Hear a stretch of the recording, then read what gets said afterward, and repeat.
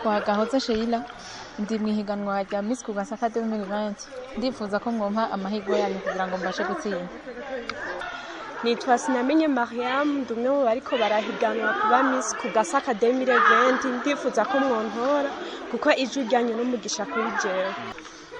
Nitwa Samita mu iteka ndumwe mu bigeme bariko barahiganirwa kwitwa Miss Ngozi Kugasaka 2020 ijwi ryanyu ryofasha kubereka ico nomari intara yacu ya Ngozi.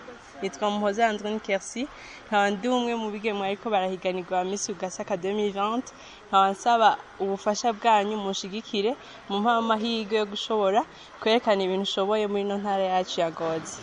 Nitwa Hakizimana Shaiba nkaba ndi umwe mu bakandidati bariko barahiganirwa kuba Miss Kugasaka 2020 nkabashaka kubasaba mume iyo opportunité yo kwitwa umukobwa aserukiye abandi mu ntara ya Ngozi.